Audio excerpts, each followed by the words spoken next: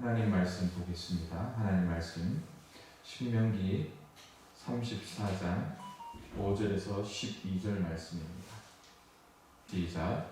이에 여호와의 종 모세가 여호와의 말씀대로 모압 땅에서 죽어 벳부올 맞은편 모압 땅에 있는 골짜기에 장사되었고 오늘까지 그의 묻힌 곳을 아는 자가 없느니라.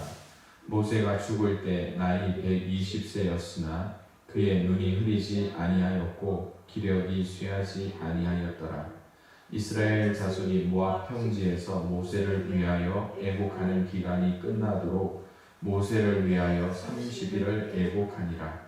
모세가 눈의 아들 여호수아에게 안수하였으므로 그에게 지혜의 영이 충만하니 이스라엘 자손이 여호와께서 모세에게 명령하신 대로 여호수아의 말을 순종하였더라. 그 후에는 이스라엘에 모세와 같은 선지자가 일어나지 못하였나니 모세는 여호와께서 대면하여 아시던 자요 여호와께서 그를 애굽 땅에 보내사 바로와 그의 모든 신하와 그의 온 땅의 모든 이적과 기사와 모든 큰 권능과 위엄을 행하게 하시매 온 이스라엘의 목전에서 그것을 행한 자이더라. 아멘. 예, 오늘은 사명의 마지막 자리라는 제목을 통하여 저와 여러분들이 은혜를 나누고자 합니다. 사명의 마지막이라는 이야기를 하면 조금 마음이 무거울 수도 있을 것 같습니다. 그러나 끝이라는 것은 또 하나의 시작을 의미하는 것이죠. 여러분들이 학교 다니면서 감명 깊게 읽었던 소설 중에 아마 마지막 입새라는 소설이 아마 기억나실 거예요. 그 내용을 보면 뉴욕에 거주하던 젊은 화가 존 씨가 폐렴으로 투병하고 있었는데 창가에 보이는 그 담쟁이 넝쿨 잎을 보면서 이 존 씨가 그렇게 이야기합니다. 저 이파리가 다 떨어지면 나도 죽을 거야 라고 이야기를 하게 되는 겁니다. 아래층에도 화가가 살고 있었습니다. 나이가 많은 배어먼이라는 이 화가가 있었는데 이름을 알리지 못하는 무명의 작가였습니다. 그러나 언젠가는 걸작을 그리고 말겠다라는 그런 생각을 하고 있었던 이 배어먼이라는 화가가 위층 존 씨의 이야기를 듣고 얼마 지나지 않으면 존 씨가 죽을 거다. 저 밖에 보이는 담쟁이 넝쿨에 마지막 잎 하나가 떨어지면 그녀도 죽을 거다라는 소식을 듣고 밤새 비바람을 맞으며 배어먼이 그림을 그리게 되죠. 그러나 그 다음 날입니다. 존 씨가 눈을 떠보고 창밖을 보게 됩니다. 마지막 잎새가 떨어졌겠지. 그런데 그 잎새가 떨어지지 않고 남아 있었습니다. 그 다음 날 또 떨어지지 않았죠. 그 후에 이 존 씨라는 젊은 화가는 이 폐렴을 이기고 살아나게 됩니다. 그러나 이 아래층에 살던 배어먼이라는 늙은 무명의 화가는 어떻게 합니까? 그 그림을 그리고 비바람 속에 그림을 그리고 이제 폐렴이 걸려서 이틀 만에 죽고 말았습니다. 이 사실을 안 존 씨, 그녀가 이렇게 이야기합니다. 배어먼이 생전에 그리겠다고 했던 최고의 걸작이 바로 저 담에 그려진 마지막 잎새라고 이야기를 하는 것이죠. 이처럼 마지막이라는 단어 그 말만으로도 가슴이 좀 찡해 오지만 앞서 말씀드린 대로 마지막이 있기에 우리에게는 새로운 시작이 있다는 것을 보여주고 있는 말씀입니다. 오늘 제가 이 마지막 잎새라는 소설을 여러분들과 나눈 이유가 뭘까요? 바로 오늘 우리가 한 1년여 동안 나눴던 맥 잡는 성경 강해에 있어서 전환점이 되기 때문에 그렇습니다. 무슨 전환점일까요? 모세가 죽기 때문일 수도 있지만 모세가 죽는다는 것보다 뭘까요? 모세 5경, 창세기, 출애굽기, 레위기, 민수기, 신명기의 마지막 설교가 됩니다. 물론 마지막이 아닙니다. 그죠? 이 전환점에서 우리에게 주는 큰 은혜가 있다는 것이죠. 유한한 인간에게 언젠가 나타날 끝. 모세의 인생을 보면 크게 40세 그리고 80세 이 전환점에서 어떻게 쓰임 받았는가를 여러분들은 잘 알고 계실 겁니다.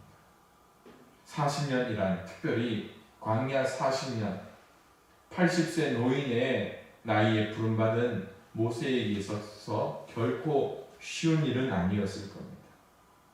늘 이스라엘 백성을 향해서 자기의 마음을 쏟아내야만 했던 시간이었습니다. 영적인 부모이면서 또 이스라엘 전체를 이끌어야 했던 지도자 모세의 자리가 바로 그런 자리가 아닐까요? 저는 모세의 사명의 마지막 자리에 즈음하여 사도행전에 나오는 바울의 고별 설교를 잠깐 언급하고자 합니다. 내가 달려갈 길과 주 예수께 받은 사명 곧 하나님의 은혜의 복음을 증언하는 일을 마치려 하면은 나의 생명조차 조금도 귀한 것으로 여기지 아니하노라라고 말씀하고 있는 사도행전 20장의 이 바울의 고별사입니다. 바울은 인생을 경주자라는 의식을 가지고 살게 되었습니다. 그리고 그 경주에는 하나님과 그런데 여러분 경주에는 출발점이 있으면 결승선이 있습니다. 그 결승전에 들어서는 바울의 마음은 어떤 마음일까요? 바울은 그렇게 이야기해요. 모든 겸손과 눈물과 인내 그리고 복음을 전함에 있어서 거리낌 없이 그리고 사명 완수를 위해 나의 생명조차 조금도 귀한 것으로 여기지 아니하노라라고 말씀하며 그는 이 밀레도에서 에베소 장로들에게 자신의 그 사명이 어떠한 것인가를 당당하게 설교하며 그 사역을 마무리할 수 있었던 것입니다. 그럴 때 저와 여러분들의 마음은 어떨까요? 출발선은 우리 스스로 정할 수가 없습니다. 언제 태어날지 우리가 알지 못하기 때문이죠. 그러나 우리가 그 달려가는 사명의 길과 경주의 길에 있어서 모세와 같이 바울과 같이 최선을 다하며 사명 완수를 위해 우리의 목숨까지도 아끼지 않겠노라 작정할 수는 없을까요? 그러기에 오늘 저는 이 사명의 마지막 자리라는 제목을 통하여 모세가 남긴 모세가 마지막에 보인 그 모습이 과연 어떠한 것인가를 한번 생각해 보고자 합니다. 첫 번째로 사명자는 사명을 다할 동안 쇠하지 않는 영적인 능력을 가져야 합니다. 7절에 이렇게 말씀합니다. 모세가 죽을 때 나이 120세였으나 그의 눈이 흐리지 아니하였고 그의 기력이 쇠하지 아니하였더라라고 말씀합니다. 제가 종종 그런 말씀 듣는 거 기억나십니까? 사람은 나이가 들면 아플 수밖에 없다. 그리고 아픈 건 어떻게 알아요? 고쳐가면서 살아야 한다고 여러분들에게 말씀을 드렸습니다. 아마 우리 양평 가족 대부분이 겨울을 보내면서 가장 많이 드나드는 곳이 어디일까요? 어디일까요? 교회가 아니면 병원일 겁니다. 일할 때는 아픈지 모르고 일하다가 농한기가 되면 이리저리 침 맞으러 다 다니고 또 안 가던 병원 또 가서 몸이 아픈 것을 치료하기 마련이죠. 그런데 우리가 살아가면서 한 살 한 살 드시면서 깨닫는 게 있죠. 뭡니까? 우리의 겉 사람만 쇠하는 것이 아니라는 거예요. 뭐가 같이 쇠하고 있습니까? 정신적인 것도 더불어 쇠하여 가고 있더라는 말이죠. 치매 혹은 기억력 감퇴라는 것은 사람을 아름답지 못하게 할 수도 있습니다. 좀 비참하다고 할 때도 생각이 들 때가 있죠. 가족들은 얼마나 힘든 질환인지 우리는 잘 알고 있습니다. 그럼에도 불구하고 지금 과학의 발달이 우리에게 가져다주는 유익이 뭡니까? 기대 수명이 점점 늘어나요. 기대 수명. 성경대로 70, 80이면 잘 되고 그 시간 동안 하나님 앞에 그냥 갈 준비를 하면서 열심히 살고 아프지 않고 하나님 앞에 가면 얼마나 큰 축복일까요? 그러나 나이가 들면서 모든 것이 식어져 가는 것이 우리의 모습입니다. 몸도 차갑지만 마음도 냉랭해지는, 열정마저도 식어버리는 거 아닙니까? 그런데 오늘 모세에 대하여 하나님께서는 이렇게 말씀합니다. 그의 눈이 흐리지 않았다. 눈이 흐리지 않았다는 것이 무엇을 의미합니까? 육체적으로 쇠함이 없었다라는 거예요. 얼마나 큰 축복입니까? 얼마나 큰 은혜입니까? 그것뿐만이 아니에요. 기력이 쇠하지 않아요. 마음과 정신적인 부분에서도 그가 흐트러짐이 없었다. 앞서 말씀드렸잖아요. 열정과 그 마음마저도 뜨거운 사람이 바로 모세였다라는 거예요. 앞서 말씀드린 대로 사명자는 사명을 다할 동안 쇠하지 않는 영적인 능력을 가져야 되는데 우리는 시간이 지나면서 환경에 따라 얼마나 이렇게 저렇게 변하고 있습니다. 고린도후서 4장 16절에 이렇게 말씀합니다. 우리가 낙심하지 아니하노니 우리의 겉사람은 낡아지나 우리의 속사람은 날로 새로워지도다.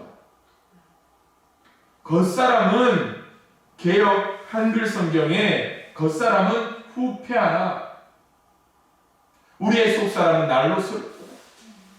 낡아진다라는 것이 어떤 의미인지 여러분 잘 아시잖아요.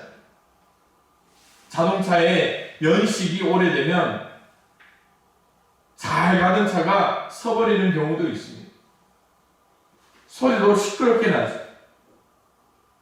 그런데 우리는 그런 시끄럽더라도 달릴 수 있는 열정마저도 있으면 좋은데 우리는 모든 것이 냉랭해져 버릴 때가 얼마나 많이 있습니다. 그러기에 여러분 우리 양평 가족들은 모세와 같이 아름다운 노후를 준비했으면 좋겠어요. 건강을 위해서 좀 더 운동도 하고요. 건강을 위해서 신앙 안에 하나님을 만나는 은혜가 필요합니다. 모세가 몇 살에 하나님의 사명을 받았습니까? 80. 사명 받으려면 아직 10년, 20년 더 남으신 분들 있잖아요. 그렇지 않습니까? 다른 데에 신경 쓰면서 마음을 뺏기지 말아야죠. 노노 위정편에 보면 이런 말이 있습니다. 나는 15세 학문의 뜻을 두었고 15살을 지학이라고 하죠. 30살에 섰으며 이 립 40살에 미혹되지 않았고 불호 50살에 천명을 알았고 지천명 60에 귀가 순했고 이순 70살에 마음이 하고자 하는 바를 따랐으며 종심. 그런데 우리가 어떻습니까? 하나님의 그 사명은 늘 그저 남이 하겠거니 하면서 나이 50 넘고 명예, 권력욕에 따라가는 분들을 많이 만나게 됩니다. 그러나 오늘 우리가 감당해야 할 일들이 무엇인가 생각해 보십시오. 모세가 할 일이 없어서 하나님의 사명을 받고 40년 광야 생활의 지도자로 섰습니까? 아닙니다. 하나님의 뜻이 그에게 분명했기 때문에 그는 그렇게 쓰임받을 수밖에 없었습니다. 여러분들의 심령은 어떻습니까? 뜨거움이 있습니까? 열정이 있습니까? 그저 내 몸 하나 건사하기도 흔들기에 그냥 내버려둬요. 사랑하는 성도님들, 우리가 너무나 잘 아는 말씀이잖아요. 먼저 그의 나라와 그의 의를 구하라. 그리하면 이 모든 것을 너희에게 더하시리라. 우리의 그 뜻이 무엇인가? 눈이 흐리지 않고 기력이 쇠하지 않았던 모세에게 주신 하나님의 그 은혜가 무엇인가를 우리가 깨닫고 하나님의 자리로 나아갈 수 있는 저와 여러분들이 되시기를 주님의 이름으로 축원을 드립니다. 두 번째로, 사명자는 후대에 기억되는 삶을 살아야 한다. 호랑이는 죽어 가죽을 남기고 사람은 죽어 이름을 남긴다라는 말, 여러분들 잘 아시잖아요. 자, 그렇다면 여러분들은 무엇을 남기시겠습니까? 여러분들은 노후에 무엇을 남기시겠습니까? 혹시 생각해 보셨습니까? 후대에 잊혀지지 않고 기억되는 삶을 살도록 힘써야 하는데 과연 이게 어떤 삶인가를 한번 고민해 봅니다. 이스라엘 백성들은요, 오늘 말씀해 보니까 모세를 위하여 30일 동안 애곡했다라고 합니다.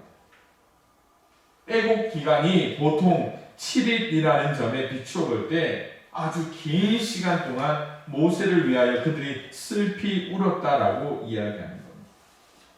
그만큼 모세가 이스라엘의 지도자로서 백성들에게 존경을 받았음을 보여주고 있는 대목이죠.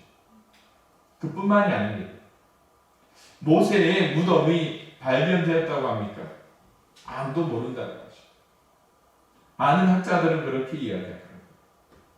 모세가 존경받은 만큼 그의 무덤이 발견되면 모세를 우상화할 거라는 그런 생각에서 하나님이 그의 무덤을 찾지 못하게 만들었다라는 이야기도 있고요. 그런데 오늘 우리의 삶에 이런 열망 하나는 생겼으면 좋겠다라는 생각이 들어요. 얼마 전 텔레비전에서 아주 특별한 직업을 가진 분이 출연한 것을 보았습니다. 어르신들이 홀로 살다가 고독사를 하는 일이 요즘 많이 생겨나는데요. 시신은 119에서 수습을 하고 자녀들이 늦게라도 와서 장례를 치르면 되는데, 먼저 고독하게 숨을 거둔 어르신들이 머물다가 마지막 자리는 일반인들이 청소하기에 너무나 힘든 부분이 있다라는 거예요. 냄새도 나고 또 마지막 자리가 깨끗하지 못하기 때문에 전문 청소 업체가 그 자리를 청소하러 들어가는 일이 이제 보편화되었다라고 이야기합니다. 그 일을 맡아서 청소를 하시는 분이 텔레비전에 출연을 했습니다. 그런데 그분이 여러 가지 청소를 하면서 자기가 경험했던 이야기들을 방송에서 하는데요. 청소를 하는 중에 여러분, 청소를 한다라는 것은 부모의 시신이 이제 장례식장에 가 있다라는 그 시간이겠죠.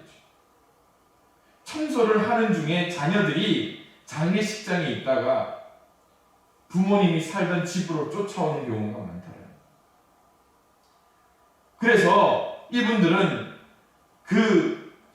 그들의 부모님의 마지막 자리를 청소하고 정리하는 그 자리에 있는데 자녀들이 와서 하는 일이 뭔지 알아요? 정리하러 온 게 아닙니다. 온 집을 막 샅샅이 뒤지고 갈아엎는데 뭐 때문에 갈아엎을까요? 혹시 부모님이 남겨둔 재산이 있을까? 부모님이 남겨둔 귀금속이 있을까봐 그냥 바닥 장판지까지 뒤집으며 찾아낸다라는 이야기를 들었습니다. 생전에 한 번도 찾지 않던 자녀들이 돌아가신 부모님의 죽음을 애도하거나 슬퍼하는 것, 그것도 불효일 텐데 죽음 후에 자녀들이 재산 전쟁을 하는 것들을 청소하는 중에 보게 되었더라고요.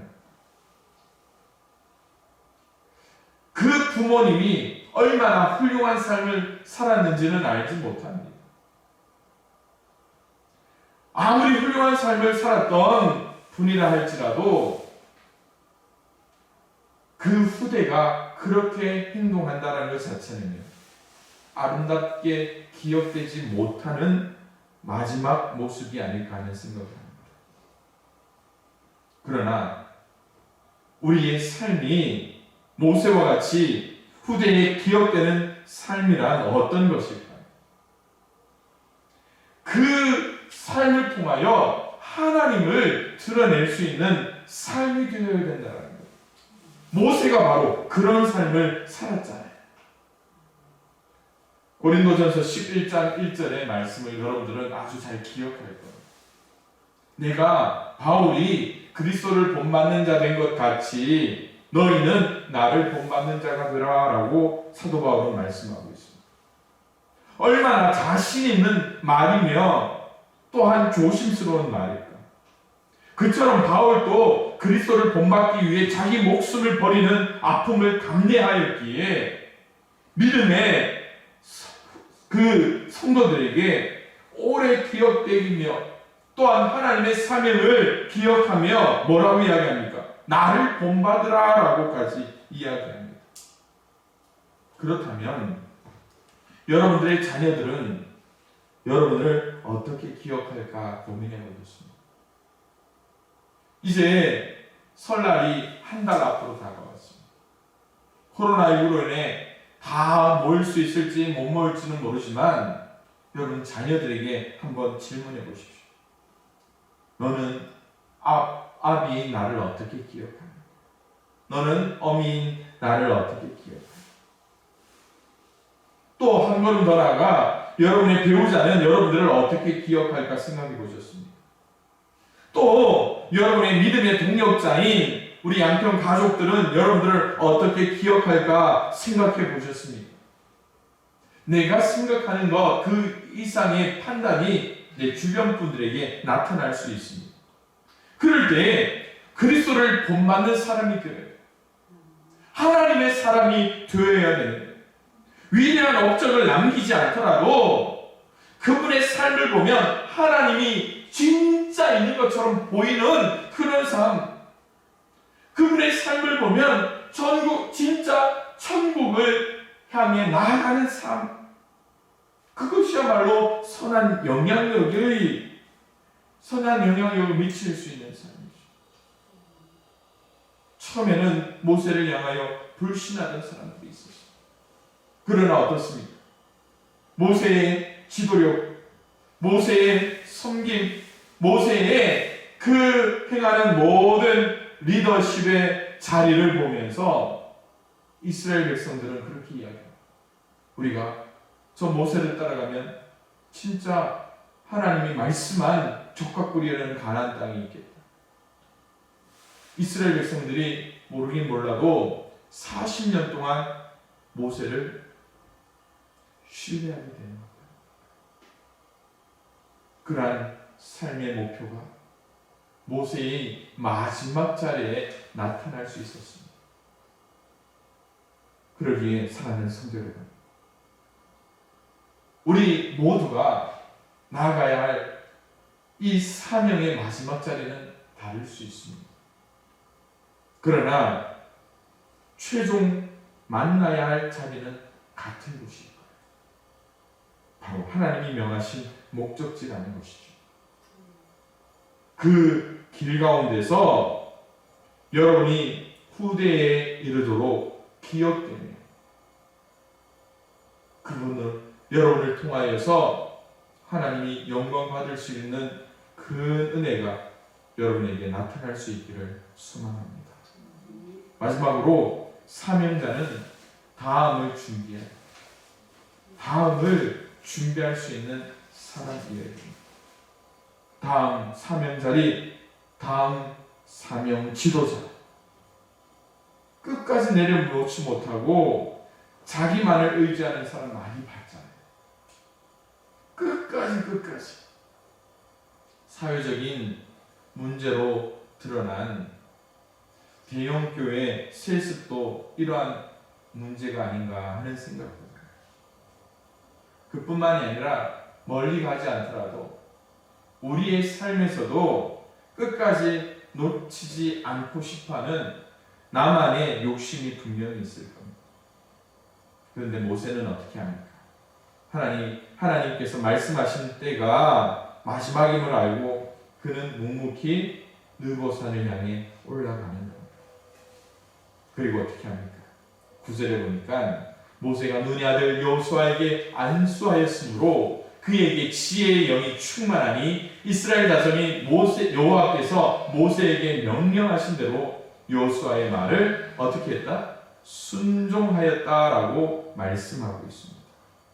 이것은 모세의 지도권이 여호수아에게 옮겨졌음을 의미합니다.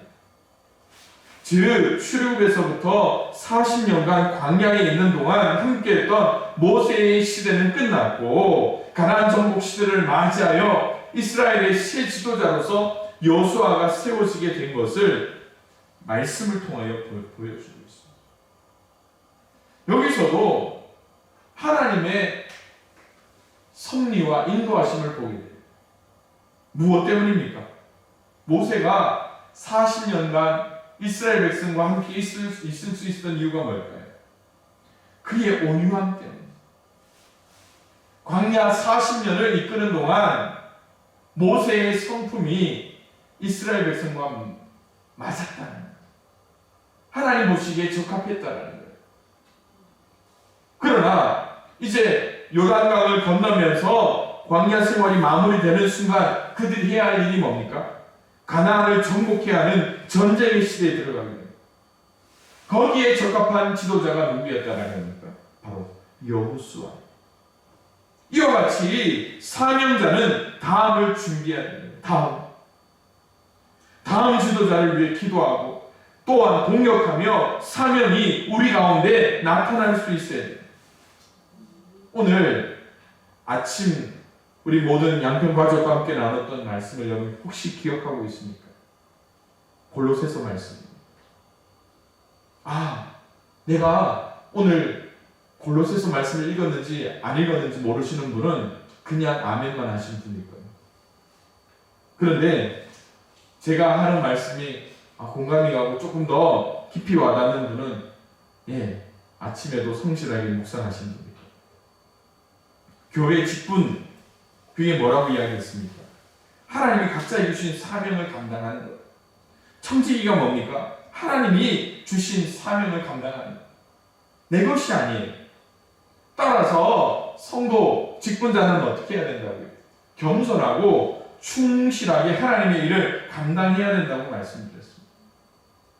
그런데 우리는 어떻습니까? 꼭 누군가 위에 서서 군림하고 싶어하는 욕심이 생길 때도 있죠. 또 자기가 맡은 일을 내려놓는 순간 참 신기하게도 그렇게 열심히 있던 사람이 방관자가 되는 모습도 보게 됩니다. 너는 너대로, 나는 나대로. 여러분, 교회를 통하여 자기의 뜻을 이루는 것이 아닙니다. 교회를 통하여 누구의 뜻? 바로 하나님의 뜻을 이루는 것이죠. 그래서 오늘 여러분 기억나실지 모르겠습니다. 골로새서 1장 25절의 말씀. 내가 교회의 일꾼 된 것은 하나님이 너희를 위하여 내게 주신 직분을 따라 무엇을 이룬다고요? 하나님의 말씀을 이루려 함이니라. 이 말씀 하나로 자신의 모든 사명을 하나님 뜻에 맡길 수 있는 사람이에요. 모세가 바로 그렇게 감당을 했거든요. 사랑하는 양평 가족 여러분, 우리 모두는 하나님의 사명자입니다. 하나님의 사명. 그리고 언젠가는 우리의 자리를 누군가에게 물려줘야 할 때가 분명히 올 겁니다. 그럴 때 어떻게 하시겠습니까? 그럴 때 우리의 방법이 있습니다.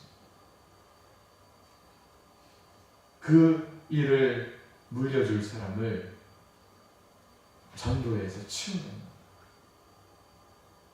그 사람을 우리가 양육합니다. 그러면서 우리의 믿음의 장막터를 넓히는 것이 우리의 사명이 되어야 된다는 것입니다. 그러기에 사랑하는 성도 여러분, 오늘 드렸던 말씀을 꼭 기억하십시오. 마지막 잎새는 떨어지는 것이 아닙니다. 마지막 잎새는 그 잎새를 통하여 다시 그 일을 진행하게 하는 하나님의 역사를 만들어내는 것이죠. 사명, 여러분 영적 능력을 가지십시오. 하나님 앞에 달라고 기억하십시오. 기도하십시오. 후대에 기억되는 삶, 하나님이 기뻐하시는 삶을 사십시오. 다음을 준비하고 예비하십시오. 기도하겠습니다.